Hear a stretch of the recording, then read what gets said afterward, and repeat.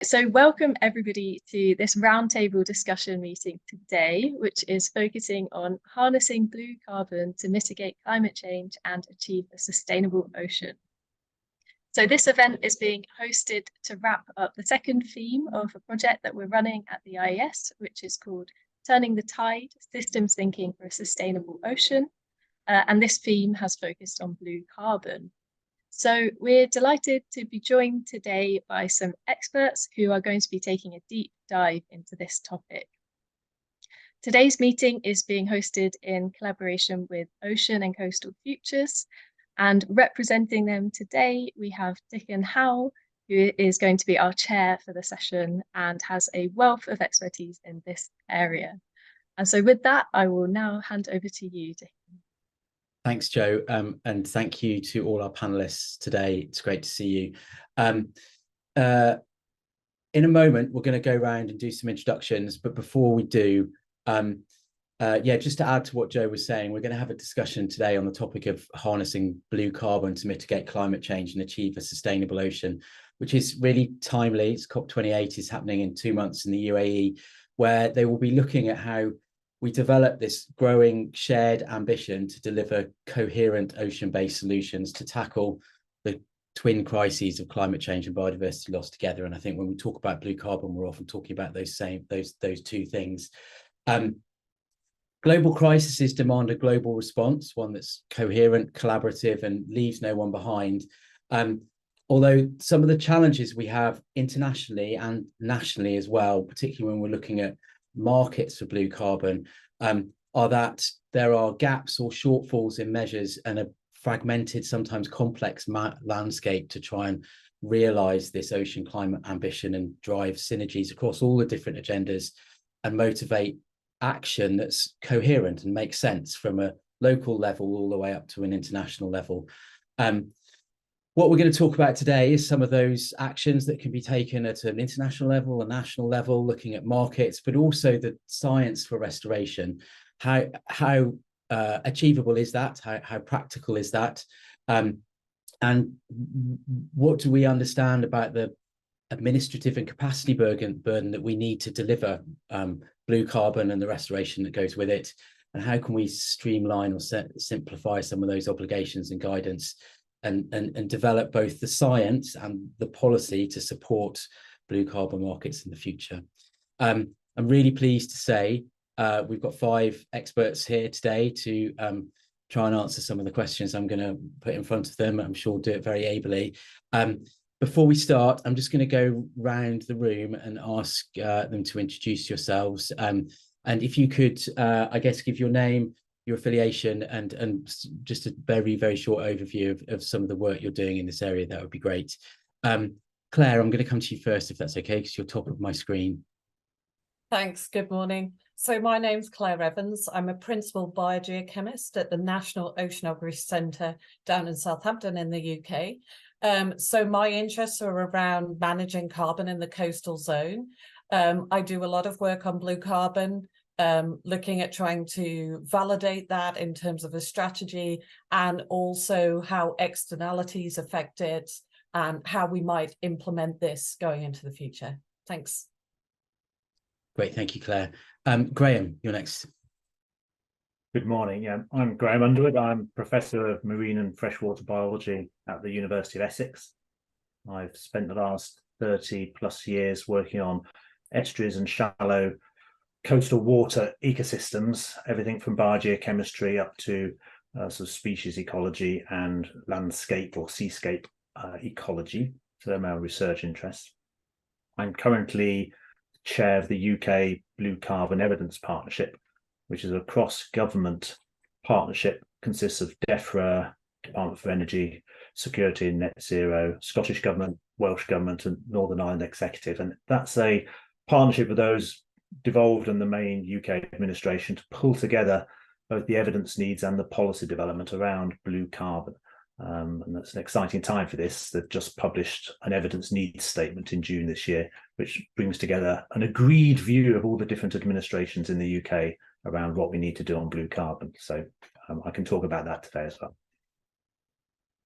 Great, thank you, Graham. And yes, anyone watching, I would recommend having a look at that needs statement. It's certainly interesting reading. Tom, I'm going to come to you next. Thanks, Dickon. Yes, my name's Tom Brook, and I have the aptly named role of Blue Carbon Technical Officer at WWF-UK. I sit on the science team, which means I have the responsibility of integrating evidence into our conservation decision-making. Most of my work is based in the UK, but as with a lot of our WWF work, it ramps up into our international network of offices. And really, my role is to support the development of research programs aimed at making blue carbon nature-based solutions operational and investable. So our blue carbon work ramps up into our blue economy global strategy, as well as our blue forest work, which focuses on salt marshes, mangroves, seagrasses, and seaweeds. So great to be here today. Thanks. Great, thanks, Tom. Olivia. Yes, thank you. Hi, nice to see everyone. A great panel. I'm Olivia Rendon. I'm a senior environmental economist at the Plymouth Marine Laboratory. And I'm here representing our group, the Sea and Society Group. So we do a breadth of research, but my expertise is on valuation of ecosystem services, such as blue carbon. And also we're moving more and more into finance mechanisms for not just blue carbon, but also biodiversity, plastics, and so on. And one of our key projects in the UK is the See the Value project that's led by Nicola Beaumont here at PML. And we're working all the way from the ecology side of studying blue carbon all the way to the finance mechanisms. And we're going to pilot this in 2 sites, in the Solent and the Moray Firth in Scotland. So we're hoping to actually produce some good evidence out of this project. Thank you. Great, thanks, Olivia. And last but definitely not least, Harry. Yes, hi, good morning, everyone. My name is Harry Wright. I'm actually a lawyer by background, but CEO and founder of Wright. And Wright is a environmental sustainability company based in London. We do 2 things. So we provide advisory, guidance and support to private sector organisations to really educate them around new opportunities in nature and biodiversity. So quite a lot of our work is around the education part, around what the blue economy is, what blue carbon is.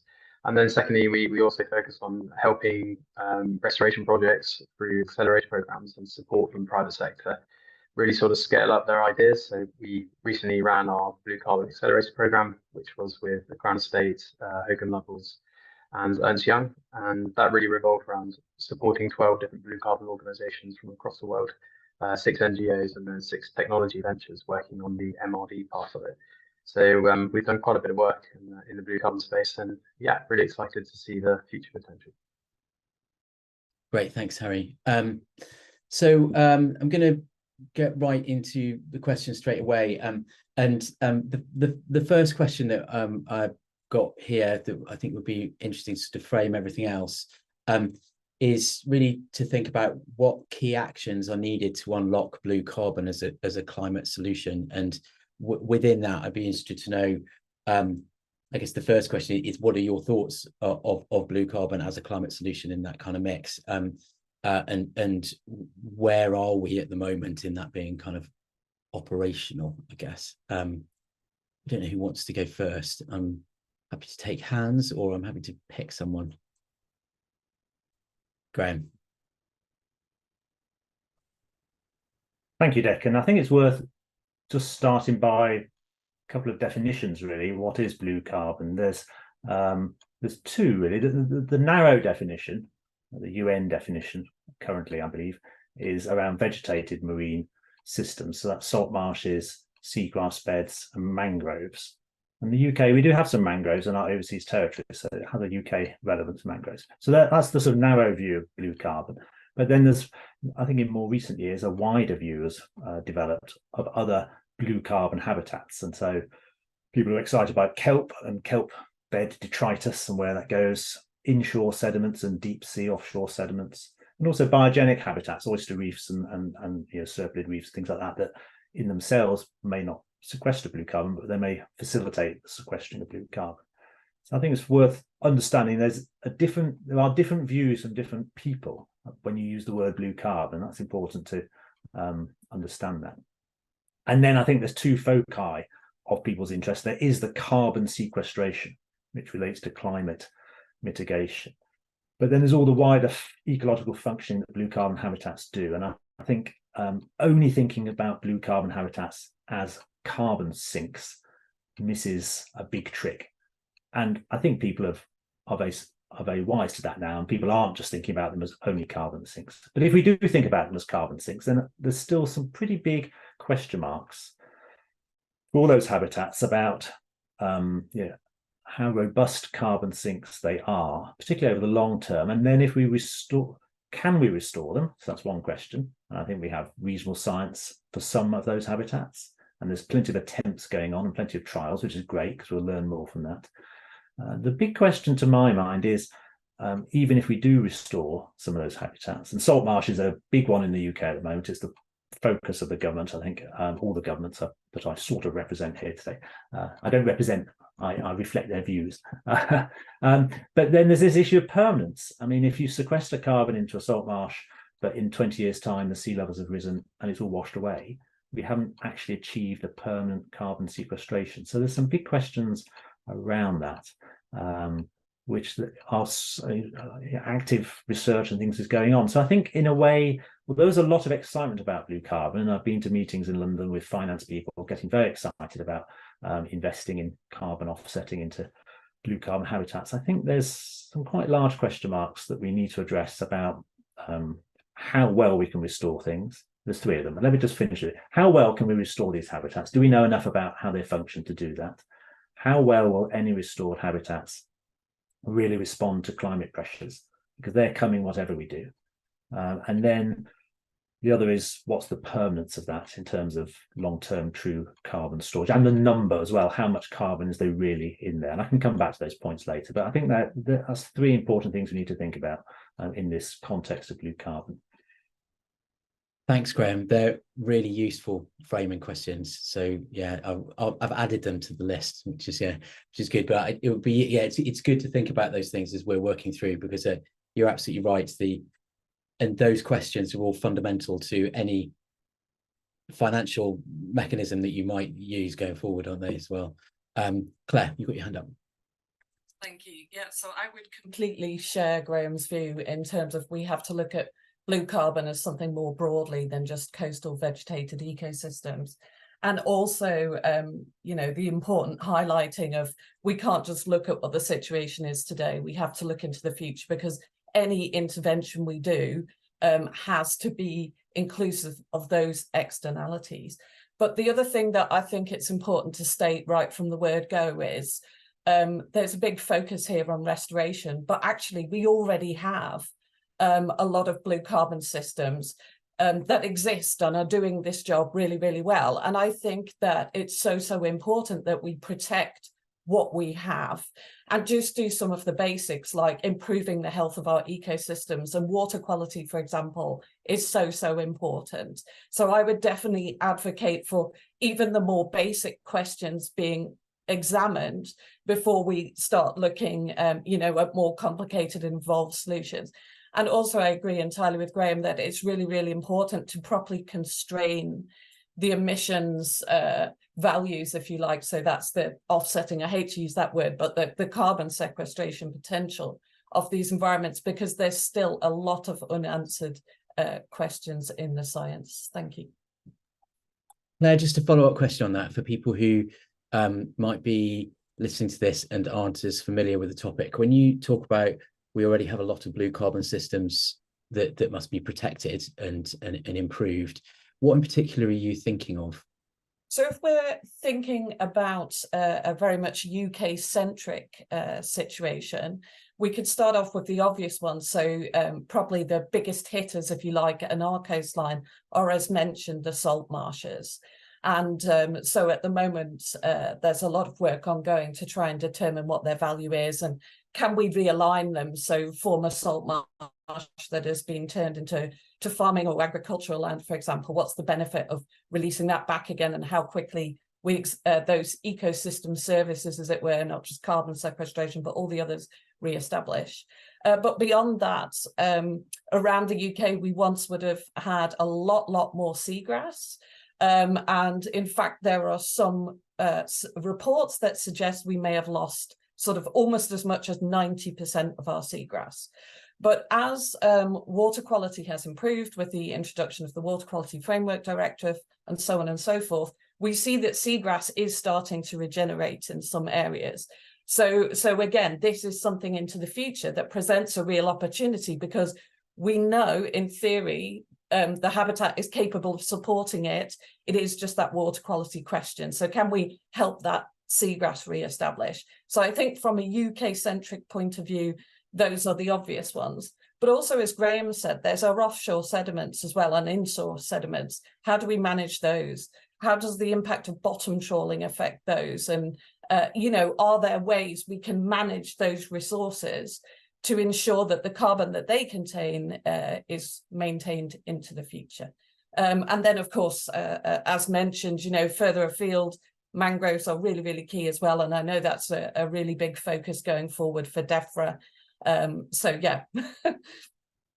Yeah, lots to think about there, definitely. And yeah, we'll come back to that kind of system approach thing of looking at things like water quality, which you traditionally see as a land-based issue, being really important for blue carbon habitats in the near shore. So Tom, Olivia, Harry, that kind of this first sort of framing question about where we are at the moment and what some of the sort of high level priorities are. I'm really interested to know your views as well. Tom. Yeah, well, I think there's already a couple consistent themes coming out just in your first question here, essentially. I think the evidence base that Graham and Claire have both mentioned, as well as the connectivity, is just so important. So blue carbon is really a framing mechanism for these habitats. And we need to see the underlying drivers change to why we've lost them before we recover them. So I know, Dickon, you want to kind of almost leave systems thinking till later, but it's impossible to get away from as one of the key actions. It's one of those things we really need to appreciate how blue carbon fits into this wider seascape, as we call it, WWF and elsewhere. You know, we need to appreciate the interconnectivity between land and sea as well to understand how we can manage them effectively. The evidence base we need doesn't just exist in the ocean for blue carbon systems. It's about that influence that comes from elsewhere. So I know that Graham's already mentioned his blue carbon evidence needs statement. I think that outlines some of the key actions quite well in terms of understanding the human impacts and climate change. And there's the systems-based thinking is just something I don't think we'll be able to get away from today. And really, that's kind of one of my key actions is figuring out what that underlying drivers are, building the science base, understanding governance in the UK is really important as well. That's one of the key things for blue carbon is, you know, who will benefit from its restoration? How do we drive those restoration efforts to have those benefits locally, not just within kind of a carbon market under net zero? So lots of key actions there in terms of both science, governance, leading into policy and finance. Oh, sorry, I was on mute. Thanks, Tom. Olivia. Yes, I agree with what's been said by everyone. I'm sure we can come back to the fact that we cannot look at blue carbon isolated from all the other benefits that we get from these habitats, and I hope we talk a bit more about that. And but I think the main thing to unlock the blue carbon as a climate solution is to reduce all these uncertainties that people keep bringing up. And obviously, I'm not an expert, I'm not an ecologist, but in our project, we're trying to understand how the condition, like Claire brought this up, how the condition of these habitats actually affects carbon sequestration, because they're quite dynamic environments, and it depends obviously on the condition and so on, especially if there's a human activities happening, even grazing in a lot of the salt marshes in Wales, for instance. But another thing from my point of view is that a lot of the investors are keen to invest, but they're very weary about the financial returns, and we have to reduce the uncertainty, and all of that is based, the bottom line on that is the natural science. I think that even as an economist, I need to know the natural science to be able to do my work. So the more we work across disciplines also, that will help us unlock these barriers. Thank you, Olivia. Harry, I'm going to come to get your view as well. It'd be interesting. We've had lots of natural scientists talk. It'd be interesting to sort of hear your view on some of the actions that we need to sort of unlock blue carbon. Yeah, absolutely. I think it's some critical issues we've already discussed, which are of huge importance. And I also think there's a really interesting point around education as well. So when we speak about the term of blue carbon, what does that term actually mean? What are some of those co-benefits that comes from blue carbon ecosystems like biodiversity and others?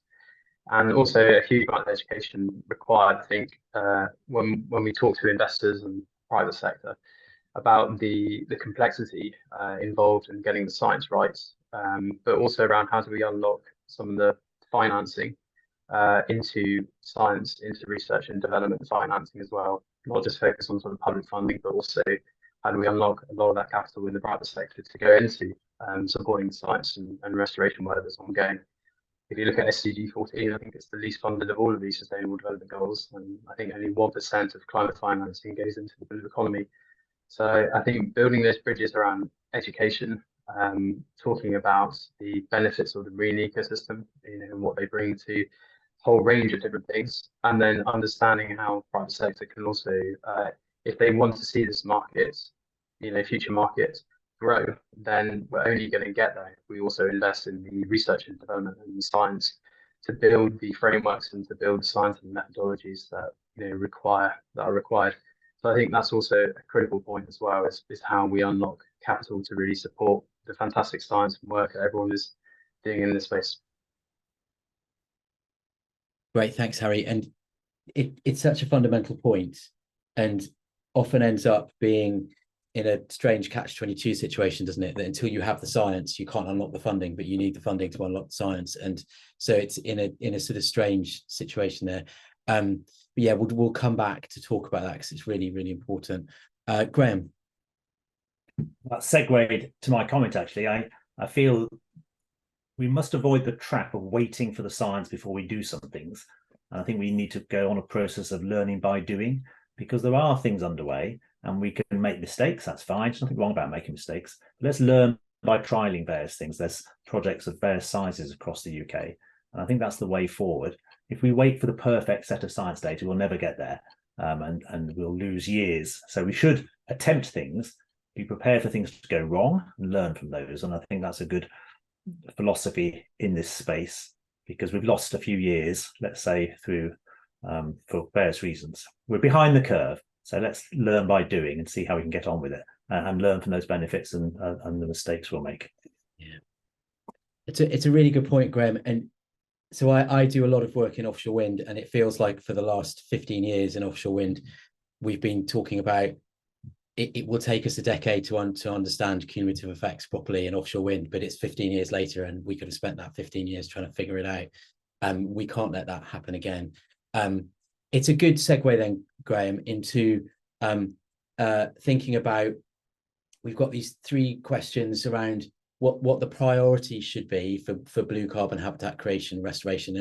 And Claire talked about some of the ones in the UK, so seagrass and salt marsh, and whether it's loss of existing habitat or creation of brand new habitat.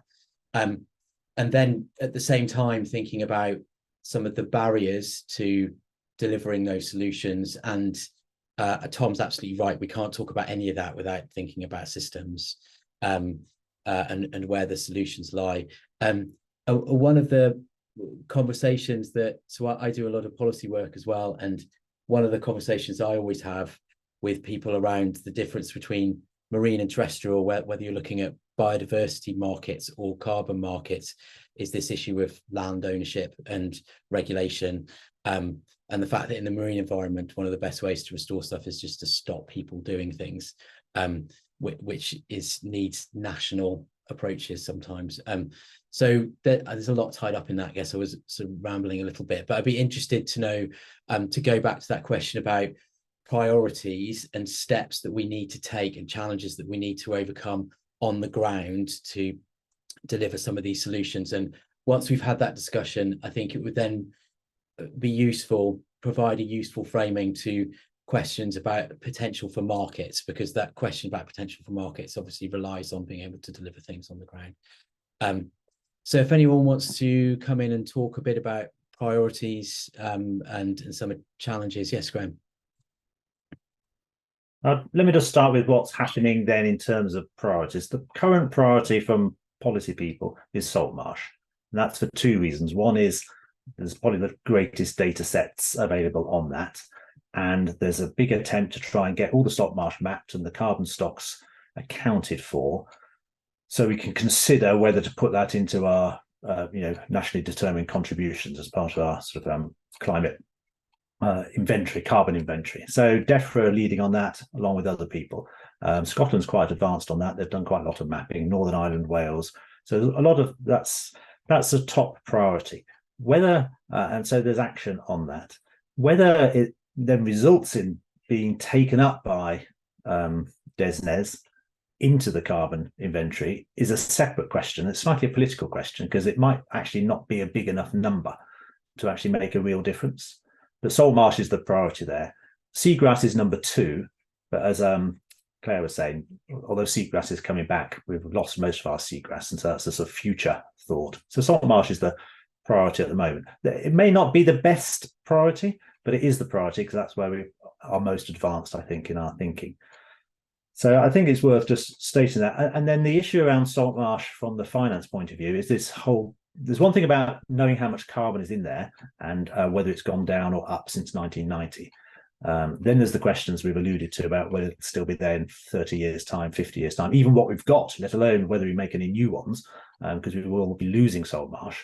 And that's often not talked about. People talk about the exciting new schemes, but what about the yearly loss year on year due to sea level rise? But then the other issue, which others want to say more about, is then is there actually a carbon code for salt marshes? And UK CEH, Centre for Ecology and Hydrology, are working on this with others to have a carbon code for salt marshes, similar to the peatland code or the woodland code. And that's quite a different thing from just inventorying it. That's actually thinking about how you'd actually raise finance to do that. And the NGOs are very keen on that because they can see a finance stream to restoring or building new sites. And so the carbon code work is underway. And that boils down to this nitty question I always think of the price of carbon. I've seen some estimates and some modelling done for some restoration things. And the price of carbon is basically so low that even if you have a carbon code, the cost of rebuilding salt marshes is pretty high. So unless you get money from somewhere else through the flood risk defence or something else to contribute to that, you probably can't make these things wash. So financially, it could be quite challenging. So I think there's some reality checks along the way for the financing of certainly salt marsh work. And I'm sure the same things will apply for seagrass and everything else. But in terms of actual active work on the ground, salt marshes are the priority, partly because the UK does hold a very large stock of salt marshes in the Northwest European context as well. I think I'll leave those out there for others to pick up, but I think that there's the inventory side of things, there's the salt marsh code side of things, and then I think the elephant in the room often is the carbon price, which doesn't really cut the mustard very well. And that relates, final point, relates to people like landowners and things. Can they make this work? If you're a landowner, can you stack benefits? Something that few of us will be aware of, but can you get a benefit for the salt marsh and then for some biodiversity off credits? And there's a wariness about allowing stack benefits in some parts of government. And then long-term persistence again, how long does this have to be done for to make an appreciable difference? Thanks, Graham. Joe, it's really interesting. I hadn't really thought about that point about existing salt marsh and thinking about shoreline management planning, and how the fact a lot of that is completely unfunded, and so managed realignment often doesn't happen because of the social and economic cost of doing that. And thinking about funding streams, not just for restoration, but for delivering socially equitable realignment in some places as well. It's quite interesting. Tom. Yeah, thanks. I don't want to misrepresent Graham's comments here, but taking a kind of a broader approach on what he was mentioning there, I think it's all about building the enabling environment, our current priority. That bundles up everything from those kind of science constraints that Graham was just mentioning there, from the mapping, the quality and the extent. But also we need to look at technical barriers too. So things like seagrass planting and the success therefrom, there's lots of advances we've made over the last few years, but there's still quite a ways to go in terms of making it a reliable and effective way of restoring these habitats. Now, that might not be the same case for salt marsh, where we have great case studies about how to do these things. And but again, it's that enabling environment then for salt marsh comes back to the carbon code and that mechanism for drawing in private finance. I think that another sort of enabling condition that is failing a lot of these blue carbon habitats is revolving around licensing at the moment. There's a lot of issues in terms of actually getting on the ground and having these restoration efforts active that are being stopped from the complexity of actually getting restoration efforts underway. I think it's akin at the moment to applying for an offshore wind license, from what I'm hearing from a lot of our teams in WWF, but also all the other NGOs working on this. It's very, very difficult, and it's an ongoing frustration that licensing is getting in the way. It's taking so long, and I think it's really powerful that someone in Graham's position comes out here and says, it's fine to make mistakes, but we need to get started now, and we need to do it in a strategic way. But that is sort of a different message than we're receiving from regulators on occasion. I think from being part of the Remember initiative, I'm probably going to mess this up, the Restoring Marsh, Meadow, Reef, and there's one more there. But the regulator is always very positive about making change toward that licensing process. So I am filled with hope that we will not see that as an issue in hopefully a very short amount of time. But I think we all that we would like to see kind of progression there to build that enabling environment, which will see a lot more restoration efforts across the UK. Thank you. Thanks, Tom. And just to stick up for the regulators, because I used to be one, they're in a really difficult place because they have a responsibility to make sure that a restoration project doesn't go wrong. And so there's a balance between making sure that you've got the information you need to make sure a restoration project doesn't inadvertently do harm, and supporting it in as much as possible. And that's a really tricky approach to take. But Of yeah, course, yeah. I think they're also, it's important to note for them as well, they're operating under this same kind of lack of data that we're all operating under to build those enabling mechanisms. So it's a tricky place to be, but I think we will hopefully all work together to overcome it. I think that's the key point, Tom. It's about working together, regulators and people who are doing restoration projects, because what is being done is for the common good, I guess. That's yeah, absolutely. Olivia. Yeah, priorities, where to start? I think there's so many, but one of the things I wanted to mention, and Harry mentioned before, is education of people on the topic, because there's a lot of knowledge, even in, I'm a scientist, and even in the scientific sphere, I get a lot of people that when I say I do blue carbon research, they assume it's blue economy. And for me, these are completely different things. So we need to increase education, awareness, understanding on the marine side of carbon, because there's been a lot of work and there's no understanding of the terrestrial side, but we don't know and understand. And in our institute, in our research group, we do a lot of work with coastal communities, not just in the UK, but around the world. And that's where we need to start, because we don't have these local communities on board, and they don't understand what we're trying to achieve. Often things are not going to happen. Or I think it was the same with offshore renewables, right, way back then, because people didn't understand all the benefits. This is coming up a lot, I find, is this aspect of all the co-benefits that we get from blue carbon ecosystems.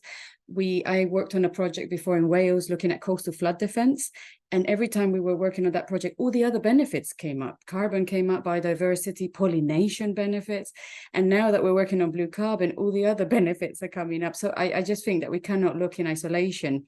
And recently, we've done some work with Blue Marine Foundation, looking at all the co-benefits we get from blue carbon ecosystems in the UK, looking at actual monetary values.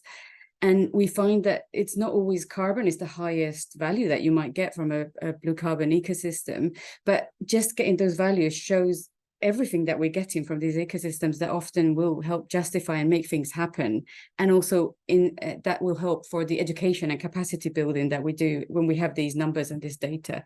So another thing that I'd like to just say is that linked to what Graham said a few minutes ago about we have to learn by making mistakes and we just have to go for it. I agree with that on the side of the finance mechanisms for blue carbon. I feel in the UK I feel like around the world they're testing quite innovative mechanisms. And I understand what Dickon mentioned from the government side, that you want to be a bit cautious, you don't want to make massive mistakes. But I think one way that we can do it is investing a lot of funding in research that is actually doing pilot cases, and maybe taking it, as we're trying to do, is taking it all the way to finance, where we actually test the science, not just develop maybe in a silo the science, but just actually also have a go at testing it. And even if it fails, that's data, right? That's results that will be useful. So I think that's one priority that we could have. Great, thanks, Olivia. Claire. Thank you. So just thinking about the issues there in terms of, you know, anybody who gets involved in one of these schemes, it's really important that we badge that as them being pioneers. And of course, when you're pioneering something, it's not always going to go right, because we haven't yet worked it out. So this is exactly what Olivia and other members of the panel are saying.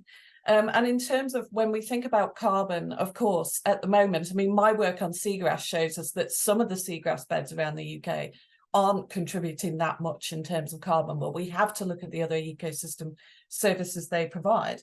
However, when we think about carbon, the carbon markets, the actual price of carbon is going to go up. So what schemes now that might not be viable, into the future, they may well become viable. And we know as well now what is coming through in the research is there has to be blended finance options. So it's not just one investor footing the bill, it is schemes that make this an attractive and safe proposition for investors. And I think, you know, it's easy to become overwhelmed with the state we're in at the moment in terms of climate change, but actually, we could even view that as a little opportunity in terms of, well, maybe there is going to be new areas where we could create habitat that we couldn't before. So it's that weather eye to the future. And also, one last point I think I'd like to make is, whenever we introduce any legislation, such as things like smoking bans or, you know, the ultra-low emission zones in London, initially, there will be a big pushback against that.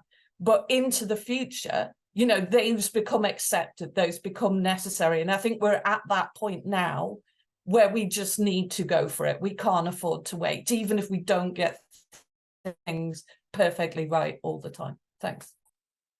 Thanks, Claire. I completely agree with you. Harry.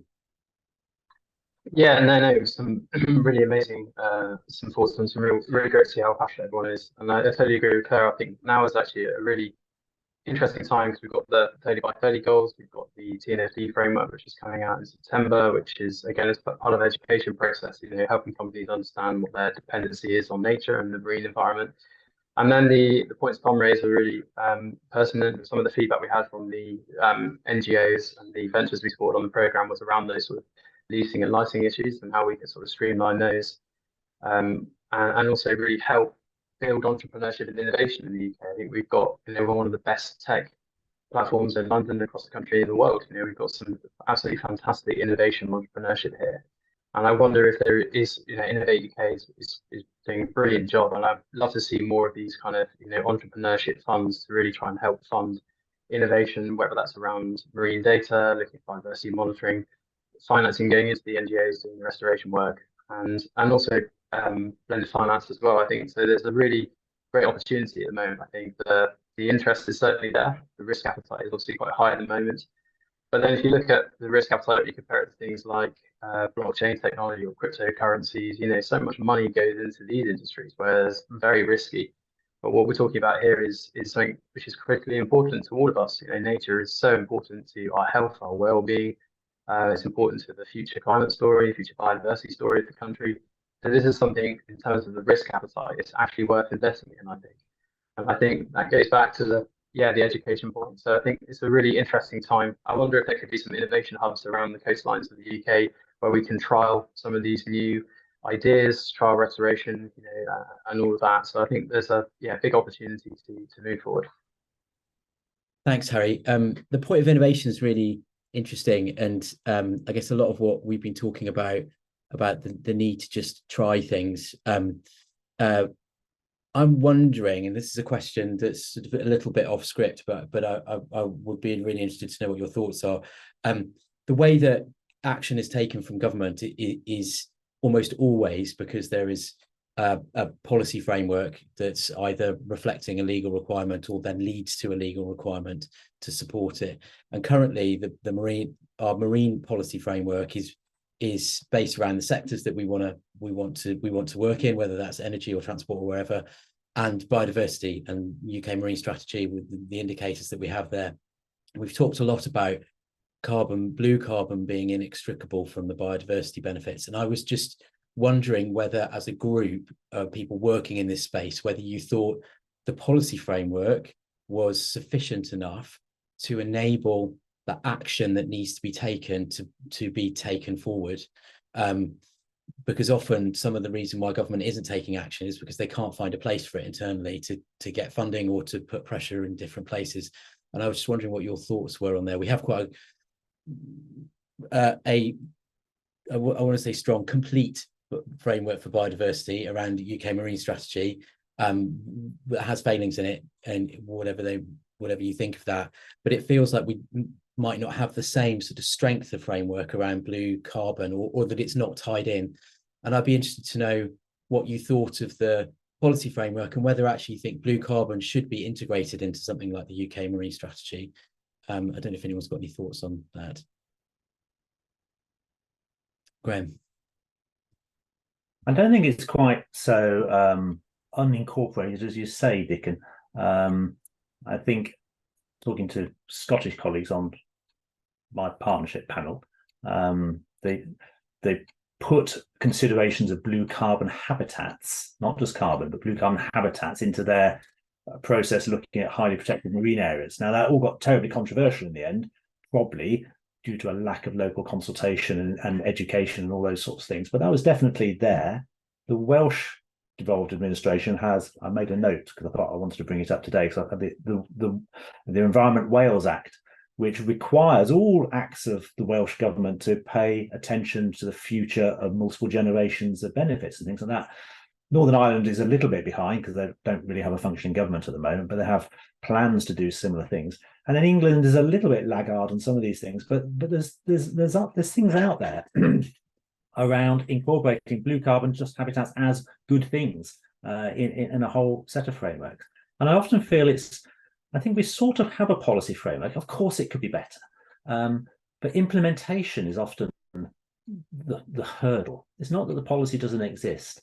And just as an aside, I sat for 10 years on our regional flood and coastal committee here in East Anglia. And over those 10 years, I saw local councillors and things really change their mind around things like natural capital and things. When I first went on there in the 10, 11, 12 years ago, it was all engineering. And the ecology was just mocking comments about some beetle somewhere or a plant. But a real shift in local politicians to support the whole idea of natural capital and seascape approaches around flood defence, in this case primarily. And I think it comes back to the education point. I think Claire made this and Olivia, but our elected representatives need to feel confident enough to put not their reputation on the line, but to stand up for something that's a little bit off the mainstream and say, actually, if we did this, okay, community here, you'd be a bit affected, but the benefits are greater than that. And I think a role we can all play is supporting our decision makers to make decisions, because there is a sort of policy framework for much of this. As I said at the beginning, it could all be a lot better. Perhaps it could be a lot tighter, but the roadmap is there. But I find people at the end, if they're not sure, they shy away and they just opt for business as usual or the old solutions. And of course, we've talked a bit that we need new solutions. So I think one of the things we can all do collectively is say we could do this, and we could bring in some private finance and trial that. The Environment Agency is always short of money for its works and things like that, and local authorities and things like that. So a real systems partnership approach of human society would be really beneficial to push some of these things forward. But I don't feel it's a complete lack of policy. Here in Essex, Essex County Council has just supported. Well, they're pushing for a 20% biodiversity offset on the biodiversity credits, not the 10 that's in the regulation, but going for 20. And Essex is a true blue county. It's not the most progressive, but they've been really progressive actually about climate change here in Essex. They've got a target for 2050. So even the places that you wouldn't think of necessarily as pushing the boundaries are prepared to do so. because we had a commission here in Essex. I sat on it with a lot of other colleagues, and we persuaded people both of the imperative to do something and also that there are ways of doing things that are positive, a green future, a fair transition, all these sorts of things. They do mean, although they sound like glib words, they do actually mean things, and they help people make those trickier, not business as usual decisions. So I think we all have a role to play in that, and we should, the optimism can help carry us forward sometimes over the mistakes and bumps in the road, as long as we're not too pessimistic about it. Thanks, Graham. And it's really nice to hear some good news stories as well as some of the doom and gloom. So yeah, thank you. It's really good to hear what's going on down in Essex. And I guess it's similar in other places. I think some of the work's going on in Plymouth as well. I think there are other places around the country where that locally you're getting that locally driven action, which is really great. Can I just say, I mean, Tom might want to talk about, but this amazing solar project down in Southampton yes, Water, of course, yeah, funded by, I think, American philanthropy, but really innovative, trying some really exciting stuff, and everyone's on board. A bit of cash can really bring people on board, of course, but that's really exciting, And there's a program out now to try and look at something similar in the Greater Thames. So, the world isn't in a great place, but there is optimism out there. Yeah, we all need a bit of optimism as well, don't we, just to be able to keep going there. Yes, there, Claire. Yeah, so just a little bit of doom and gloom and then back to the optimism. So with regard the sort of legislative frameworks to protect or restore these habitats, I mean, one of the big problems we've had is not even necessarily a lack of legislation, it's that we're not implementing the legislation we've had. And I know I mentioned it before, but in terms of the water quality, this has been a massive component of the degradation of our seagrass beds, substantial degradation. However, as we've seen lately, I think that is beginning to change, and there are now stronger actions against water treatment companies that break these rules. And also, I think thinking about sort of parliamentarians and gaining that knowledge, what's been really great to see is the all-party parliamentary group for the oceans that was formed. And I'm sure, myself and others on the call provided evidence to their report that consists of a number of really fantastic recommendations to improve the health of our ocean ecosystems and, put that central on the table. Thanks. Great, thanks, Claire. I'm conscious that we've got a little over half an hour left, and we can come back to some of the sort of on the ground solutions, I think, and I'd be interested to hear any other sort of views around systems approaches as we go. But I didn't want to miss having a discussion around carbon markets. So we've talked about some of the practical things that are happening on the ground, but I'd be really interested to know your views on the potential for blue carbon markets to unlock funding to support marine management, not just nature restoration, but we've talked about shoreline management planning and various other kind of marine management that needs to be done, and also what the key enablers to developing that successful blue carbon market might be. So yeah, I'd be really interested to hear from those of you who are a bit more involved on the market side, if possible. Yes, Olivia. I'll just start by saying that I was recently reading the UNEP WCMC just released a couple of reports on funding for conservation and restoration and all these things, and the marine side always comes up with a shortfall.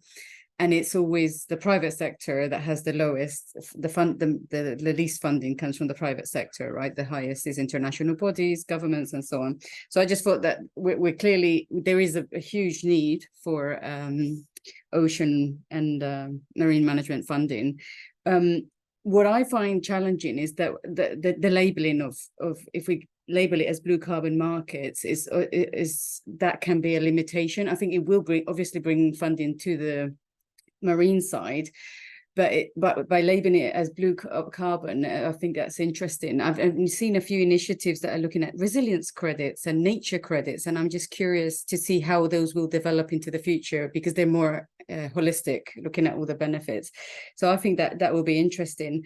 The other thing linked to the discussion we were just having is that for blue carbon markets to unlock funding for marine management, I think the key also is having a cross-sectorial view, because marine management includes so many things, marine protected areas, ports, shipping, now it's offshore renewables.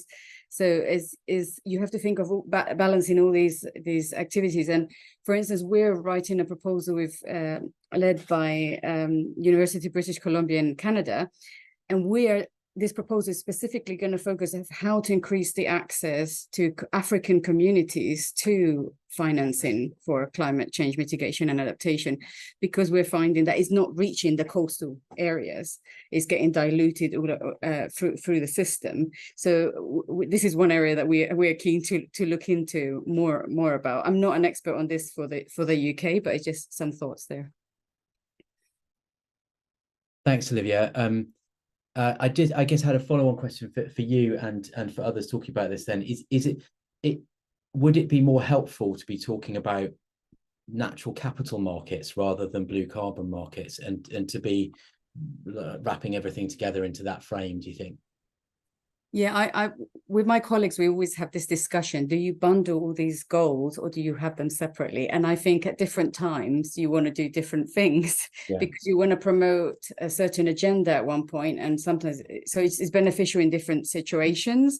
In this proposal that we were clearly trying to link up the big international conventions, climate change, Convention on Biological Diversity, Deep Seas Treaty, and the fishery subsidies that just came about. So we want to bring them together and create an argument for natural capital in coastal and marine areas. But I think I don't have the answer to that, but I do feel that in some places you will need to look at more holistic credits that show the true value of some areas. But in other areas, I don't know, for instance, it's going to be very clear that carbon is the high value benefit, but in others it might be coastal defense, and in others it might be a mix of benefits. So I think that's where the evidence and the data comes in, that you can design it to make the most out of it, and also marketing is key. Yeah, brilliant. Thanks, Olivia. Harry.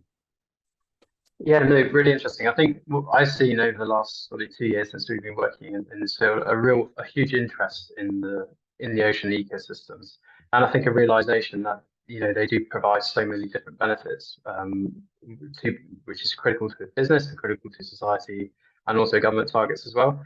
I think there is still, I keep banging on about education, but there is, when we talk about natural capital, blue carbon, biodiversity credits, there is a lot of sort of definitions and buzzwords, which can be quite overwhelming for someone who doesn't have that sort of marine biology or natural capital or conservation background. So I think having all the experts on this call here today, for example, just even having a roundtable discussion perhaps with some executives or some people in the private sector would be hugely beneficial, because they can actually learn and understand what are the challenges to these potential markets as well. And I think involving industry more would be really beneficial, so they can really see what the reality is like.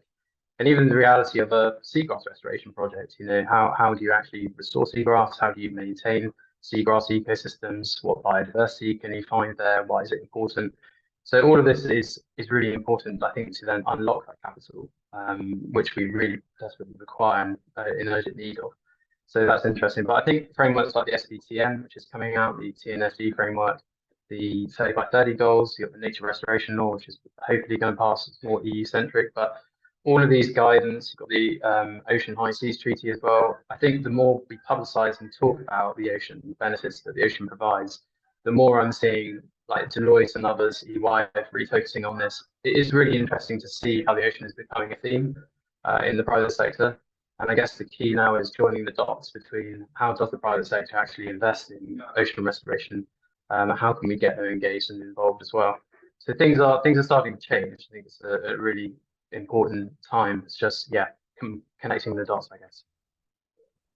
Thanks, Harry.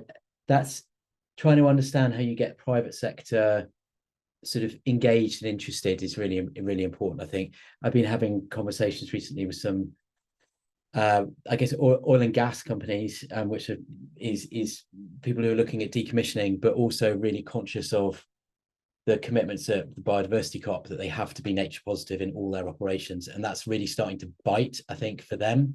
And so that you're right, those levers are there, and it's just how you capitalize on them, I guess, isn't it? Agree, yeah. Graham.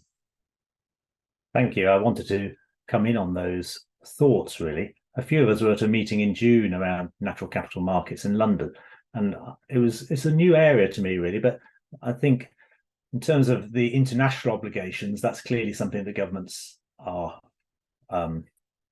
responsible for looking at. But then when you come to private finance, what are they doing it for? Do they want a return on their investment? So an investor will want a return over how many years and what percentage rate? And how will that return be generated? Now, for some things like carbon credits, you can see how that might work, or biodiversity credits. We've got some structures for those now, but other natural capital credits, or how does an investor benefit from helping some coastal defence? I mean, how are they going to be paid back over time? And I think these are really interesting questions if you're looking for an investor with just a lot of capital to come in and actually, but look, they want a return. And then there's the other set of people, like you just alluded to, Dickon, who are doing it because they've got to demonstrate that their own businesses have got to become more sustainable. And so they may not be looking for a return because they may, in a way, be just offsetting something else that they're doing. And I think this is a really, for many of us in the natural sciences and ecologists things, this is a really new thought area for us to think deeply about why would, I'm going to paraphrase to be deliberately controversial, why would a rapacious global finance organization actually want to protect some offshore reefs and kelp beds or something? Well, at the meeting we went to in London, some people were saying that they got a return through licensing leisure fishing or recreational fishing on those habitats. And things like that. There's interesting ways of thinking about financial returns that aren't the old chestnuts of carbon credits or biodiversity credits. There could be real income generated, but that also then requires some of the conservation bodies who are very zealous about some of these things. They've also got to compromise a little bit about what they would allow in a restored, or what they'd want to allow in a restored habitat. And I don't just mean the NGOs, but even some of the government conservation bodies are very passionate about it's nothing, so I think this challenges all of us. It's really interesting. And Harry was saying the finance world needs to understand a bit more about science and things. I think us in the science end need to understand a little bit more about how all these finance things work so we can help them to help us. Yeah. And I would add to those two things, Graham, of corporate requirements and people investing to make a return.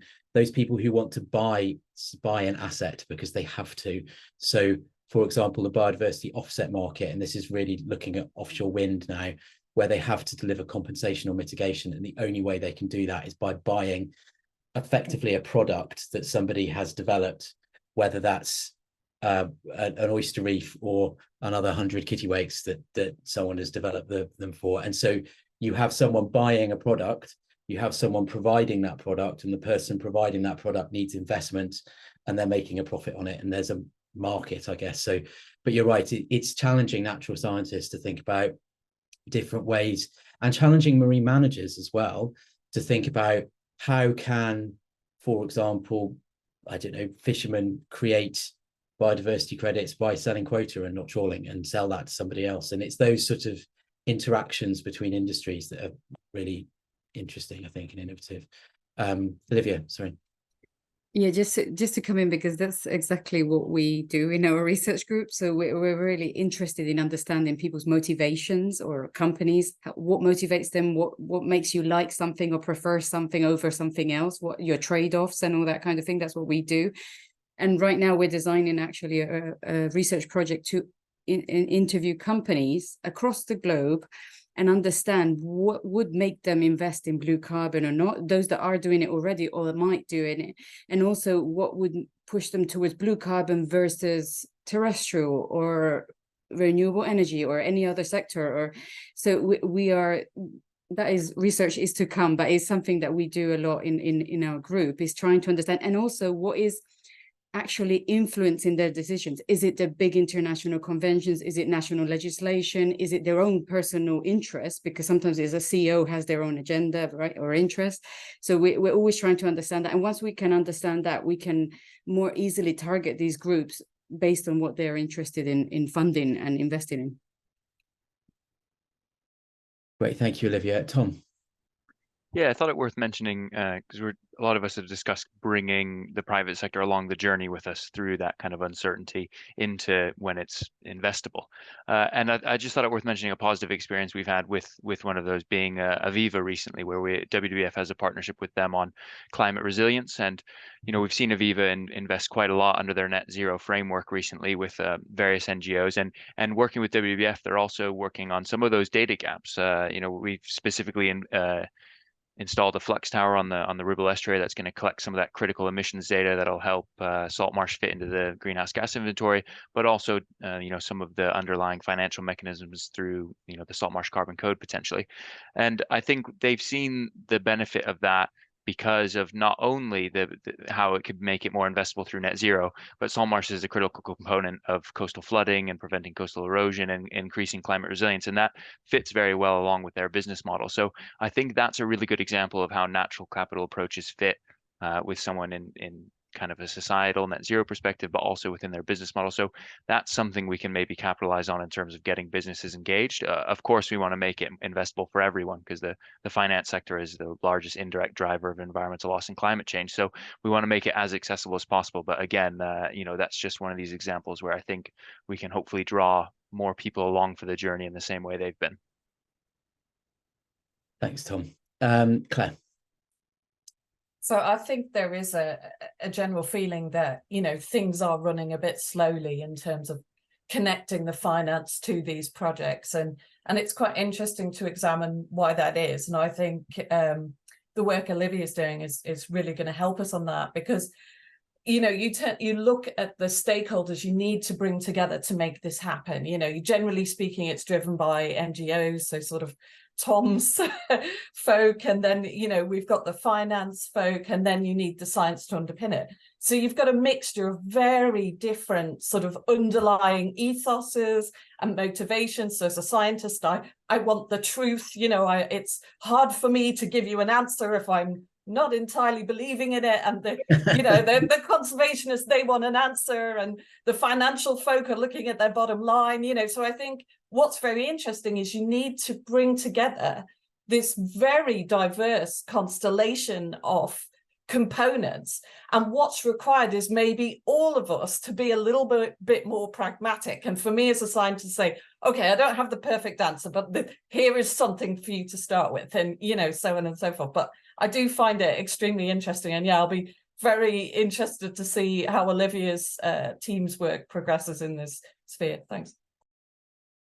Thanks, Claire. And I would add to that diverse group of people in government as well, particularly when we're talking about the ownership and regulation and management and all the rest of it, which at sea can only really be done by them. So yeah, I would give a nod as well towards the work that you're doing, Claire, in the SMMR program, to try and across all of those projects, trying to bring diverse interdisciplinary groups of people together. And I know how difficult some of that has been, and a lot of it is cultural, isn't it? It's weird, we talk about science and we talk about finance, we talk about policy, but we don't talk about cultural differences between those groups of people that just sometimes make it hard to work together.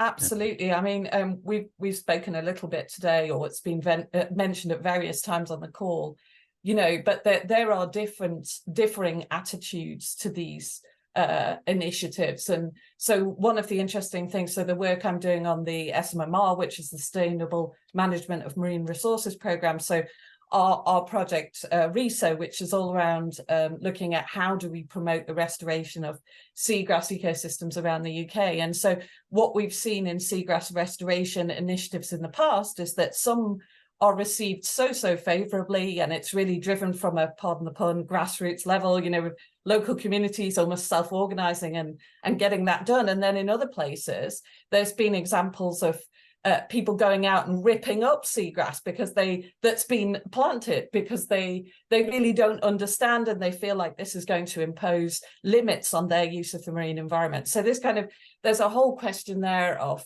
social acceptability and also the intrinsic value we put on these ecosystems, just their existence value, you know, that to some people is really, really important. And I think getting a broader handle on that, as well as the sort of more more quantifiable scientific evidence, if you like fish stocks, which we look at, and biodiversity and carbon, but also we look at those cultural ecosystem services as well, and how people value those ecosystems being present in their environment, even if they don't necessarily engage with them. So, yeah.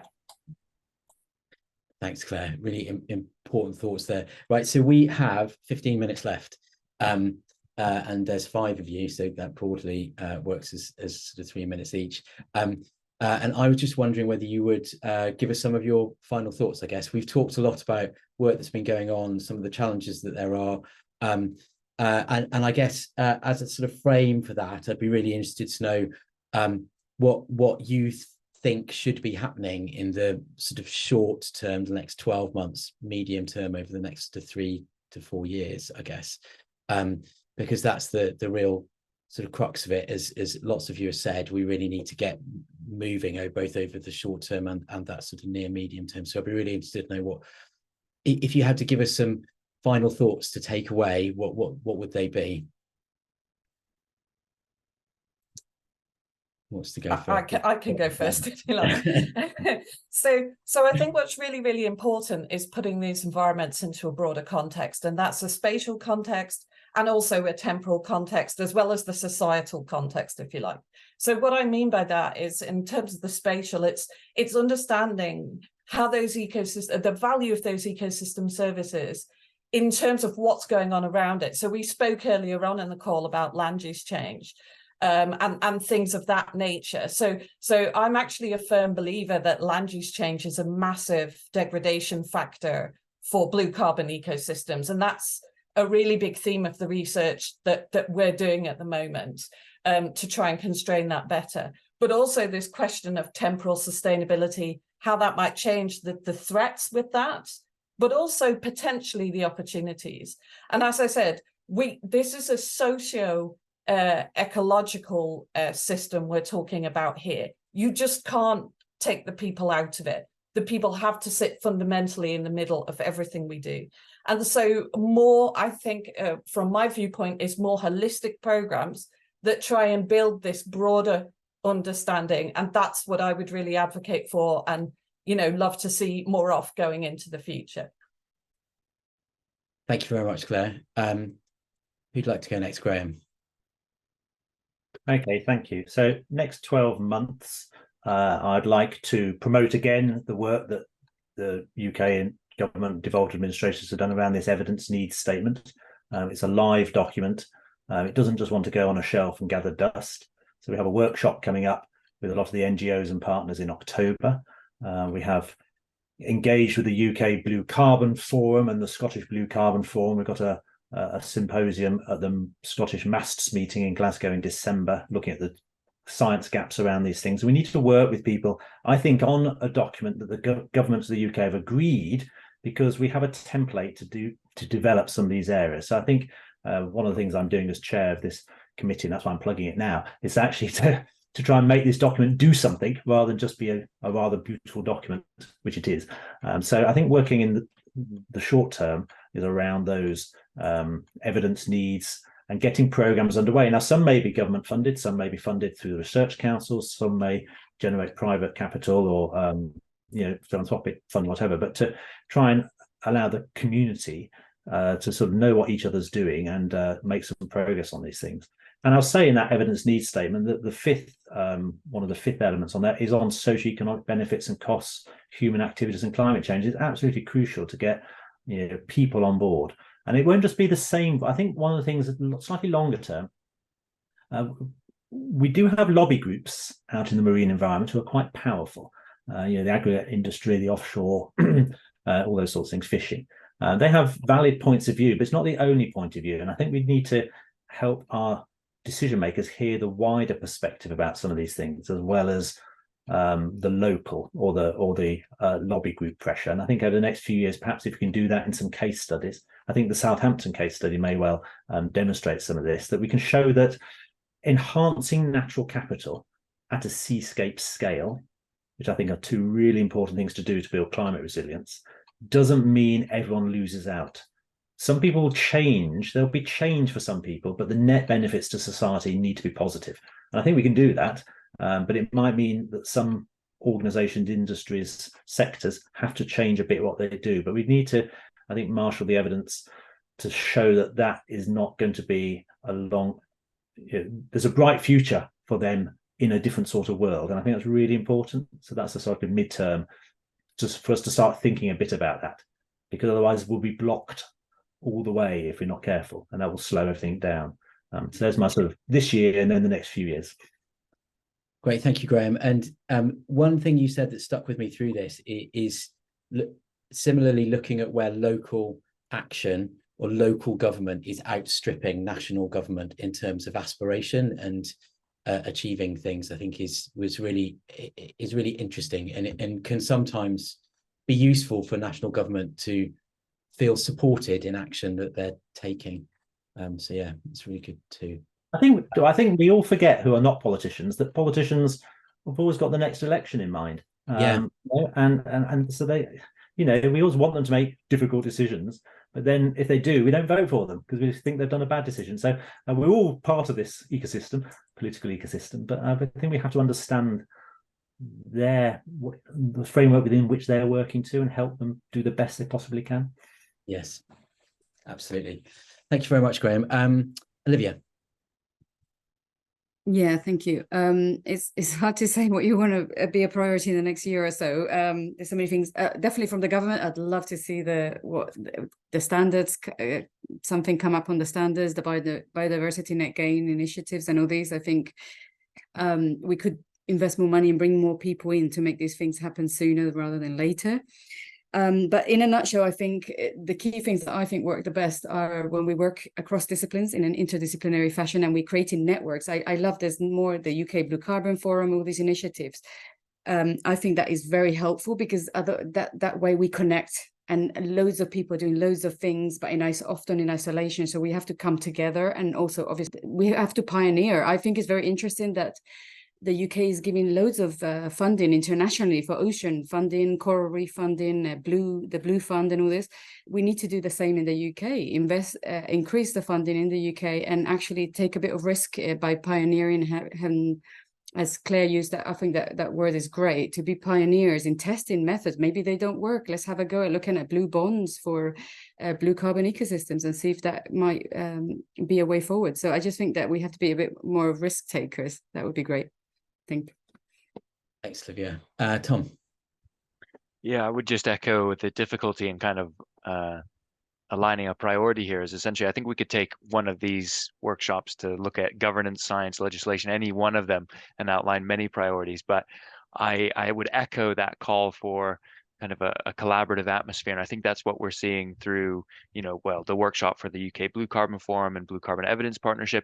There's a real need for everyone to be working together in the most effective way possible. We've heard, the urgency today about why we need to take action and take these risks. And it's important that we don't duplicate effort, that we're all aligned in our thinking, and that we're working towards a unified goal. And I think we are getting there. There's a real push for aligning in that way through these various mechanisms. But that can kind of come to fruition in many ways. The first is getting, where there's a public will, there's a way. So if we can get, that ocean literacy and blue carbon literacy out there, it'll be great to, put pressure on the government in that way to align their priorities with what we see as a priority among representing communities, which we hope to do effectively. And then from my priorities at WWF in particular is kind of taking that systems-based approach, which we're looking at in a wholescape. So taking that land sea transition and managing blue carbon in a way that fits into that wider systems-based thinking is really important. We've mentioned it many times today, talking about the biodiversity benefits, the local community benefits, as well as the climate benefits. And we really need to bring that thinking into all of those conversations we have, because I think blue carbon is one way to kick down the door, but to get inside and to make this really effective, we need to bring all those other conversations on board. So really emphasizing the kind of wholescape approach to thinking is our priority over the next sort of medium term. Great, thanks, Tom. And Harry. Yeah, no, some amazing feedback, and a lot of what I wanted to say has been focused on. I think one of the also important focus areas as well is how we can support some of the and continue to pioneer some of the amazing work that's ongoing. As we mentioned already, there's some brilliant pilot projects taking place across the country. And one of the focuses we have through our accelerator programs is that, you know, a lot of these NGOs or local groups do require quite a bit of support. It might be pro bono legal support, it might be, you know, investment readiness support, it could even be marketing, PR support, for example. So one of the things we're trying to do is to try and provide that pro bono support to groups that are on the ground that are doing really fantastic work and support them. And I think that kind of approach, and we bring in the private sector partners, and we have networking events. So we really built up a lot of that in London and around what we're doing. So that approach to innovation, I think there's a lot of work in the social finance sector, which will be interesting to look at. We're doing some great work around healthcare, around poverty issues. And I know that there's definitely some flexible financing mechanisms we could look at with some of those social finance pots, which come from, you know, David Cameron onwards, upwards over the last previous governments. So I think, yeah, really just thinking about how we can connect the dots, continue to collaborate, you know, pioneer these approaches, and have more of these meetings. I find this really helpful. Yeah. Great, thank you, Harry. I think we are very nearly out of time. So I am going to thank you all for coming today to talk to us about the amazing work that you're all doing and to give us your views on this really important topic. Just as a last point, I would just really, anybody watching this who wants to know a bit more, I would recommend going to read the evidence needs statement that Graham was talking about from the UK Blue Carbon Evidence Partnership, but also the document recently put out by the APPG for the ocean called Turning the Tide on Climate Change, both of which give a really good kind of grounding in where we are at the moment.